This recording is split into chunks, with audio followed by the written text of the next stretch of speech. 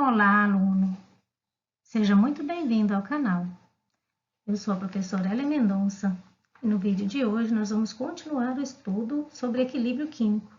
Vamos estudar sobre os fatores que afetam o equilíbrio químico.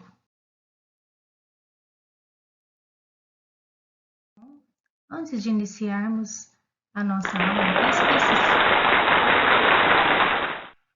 peço que se inscreva no canal e também ative as notificações, assim você receberá em primeira mão todo o conteúdo.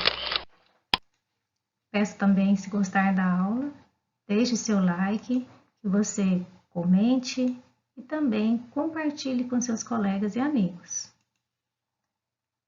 Temos aí, se você tiver alguma dúvida, a aula 1 sobre equilíbrio químico, a aula 2 reconhecendo o equilíbrio e na aula de hoje nós vamos estudar os fatores que alteram o equilíbrio químico. Os objetivos da nossa aula: identificar fatores que afetam o equilíbrio e usar o princípio de Le Chatelier. E também prever o sentido do deslocamento de um equilíbrio químico, aplicando o princípio de Le Chatelier. Bom, quem foi Henri-Louis Le Chatelier? Ele é um engenheiro e químico francês, foi professor de química titular da Sorbonne, que é a Universidade de Paris. Seu trabalho é importante na formulação do terceiro princípio de termodinâmica e também publicou vários trabalhos sobre sobre equilíbrios químicos e sobre a química aplicada à metalurgia. Equilíbrios e desequilíbrios ocorrem frequentemente em fenômenos físicos e químicos, também biológicos.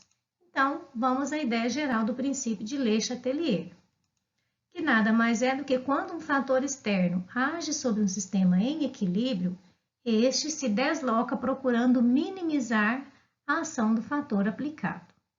Um exemplo dessas variações de equilíbrio pode ser dado por um sistema de vasos comunicantes, contendo água. Então, temos aqui o estado inicial de equilíbrio. Então, a água está parada, apresentando-se em um certo nível. Adicionando-se uma nova porção de água, o equilíbrio inicial é perturbado. Então, a ação externa ou fator externo. A água se desloca, o equilíbrio inicial é perturbado. Após esse desequilíbrio momentâneo, a água se desloca e atinge um novo estado de equilíbrio, em nível final mais alto do que o inicial. Nas reações químicas acontecem fatos semelhantes. Então, a ação externa aplicada a um equilíbrio inicial, a tendência é que ocorra um novo equilíbrio após esta ação. Então, essa é a ideia geral do princípio de Le Chatelier. Então, vamos ao estudo dos fatores que influenciam o equilíbrio químico, ou seja, que afetam ou que alteram. Os fatores externos capazes de perturbar o equilíbrio de um sistema são a temperatura, a pressão, a concentração de reagentes e produtos. Nós vamos na aula de hoje estudar dois deles, a temperatura e a pressão. Na próxima aula estudaremos sobre a concentração de reagentes e produtos. O químico francês Le Chatelier, estudando o comportamento de sistemas em equilíbrio químico, quando sujeito à variação de um desses três fatores, são temperatura, pressão e concentração de reagentes e produtos, ele chegou à seguinte conclusão experimental. Quando um sistema em equilíbrio sofre uma perturbação, este se desloca no sentido que tende a anular essa perturbação, ou seja, chegar a um novo estado de equilíbrio. A primeira conclusão: para voltar ao estado de equilíbrio anterior, ou para criar um novo estado de equilíbrio, caso a perturbação sofrida seja a variação de temperatura. Lembre-se que o catalisador não desloca o equilíbrio de uma reação reversível, ou seja, a adição de um catalisador em um sistema em equilíbrio químico aumenta igualmente as taxas de desenvolvimento das reações direta e inversa.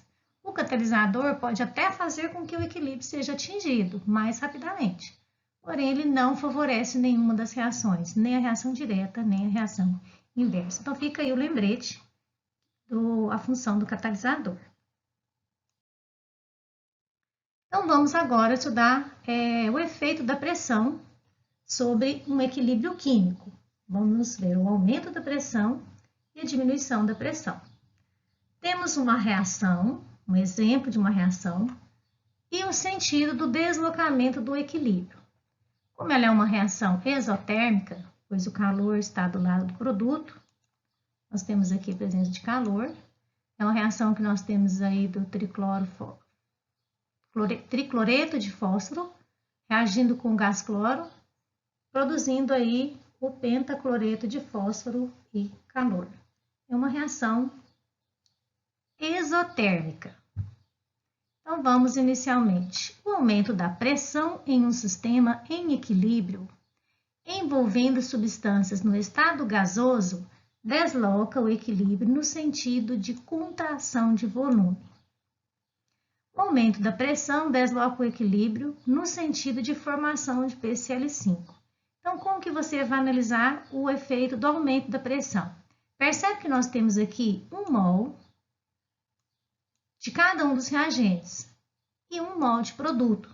Então, se você pensar aqui, refletir um pouco, nós temos 2 mols, nós podemos falar 2 volumes, porque são substâncias gasosas, e do outro lado nós temos 1 volume.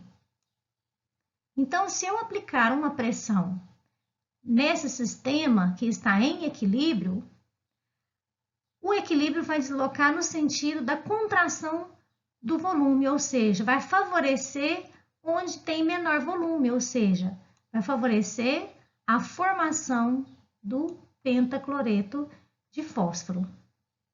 Então, veja aí o exemplo, 2 volumes, 1 volume. Então, menor, se você aumentar a pressão sobre esse sistema, vai favorecer a reação no sentido da produção, da formação do pentacloreto de fósforo. Vamos ver o que ocorre com a diminuição da pressão, ou seja, vai ser o efeito inverso.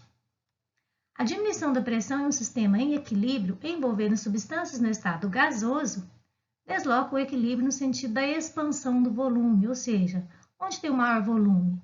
Nos reagentes. Então, a diminuição da pressão desloca o sentido na formação dos reagentes, do tricloreto de fósforo e do gás cloro, porque a diminuição de pressão vai favorecer o maior volume, certo? Então, concluindo, o aumento da pressão desloca o equilíbrio no sentido de menor volume. Você faz aquela correlação, número de mols corresponde aos volumes, para ficar mais fácil o entendimento. E a diminuição da pressão desloca o equilíbrio no sentido de maior volume, ou seja, maior número de mols. Vamos ao fator temperatura, aumentando a temperatura ou diminuindo a temperatura. O exemplo é o mesmo. Reação do tricloreto de fósforo reagindo com o gás cloro, formando aí o pentacloreto de fósforo. Reação exotérmica, lembrando aí. O aumento da temperatura em um sistema em equilíbrio desloca o equilíbrio no sentido da reação endotérmica. Então, no sentido direto, que é a reação direta, nós temos uma reação exotérmica. Então, temos aqui uma reação exotérmica. Não ficou legal minha escrita, né? Vamos colocar aqui somente sentido direto, ela é exotérmica. Ok. O aumento da temperatura desloca o equilíbrio, então, no sentido da formação do tricloro de fósforo e do tricloreto de fósforo e do gás cloro. Então, se a reação direta ela é exo, a inversa vai ser endo. Então, se eu aumento a temperatura, vai favorecer o sentido endo. O sentido endo é o quê? Reagente. Então, temos aí o favorecimento, a seta indica o sentido do deslocamento do equilíbrio. Vamos então à diminuição da temperatura, para vermos aí qual é o efeito da diminuição da temperatura em um sistema em equilíbrio. Como o aumento da temperatura vai favorecer a reação endotérmica, então a diminuição da temperatura vai favorecer a reação exotérmica. Então, a diminuição da temperatura do sistema em equilíbrio desloca o sentido da reação exotérmica. Então, diminuição de temperatura vai favorecer quem? A formação do pentacloro de carbono. Então, olha o sentido da reação aí, setinha maior para o lado do produto. Então, temos aí os efeitos do aumento da temperatura e diminuição da temperatura. Concluindo, então, o aumento da temperatura desloca o equilíbrio no sentido endotérmico e a diminuição da temperatura desloca o equilíbrio no sentido exotérmico.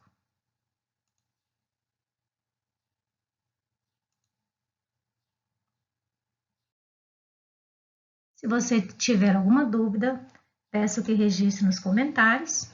Se você gostou da aula, peço que deixe seu like, que você curta a aula, que você comente. Coloque aí o que você está sentindo. E se você assistiu a aula até esse momento, um grande abraço para você. E escreva aí no comentário, eu assisti até o final, professora. Um grande abraço. Até a próxima aula. Espero você.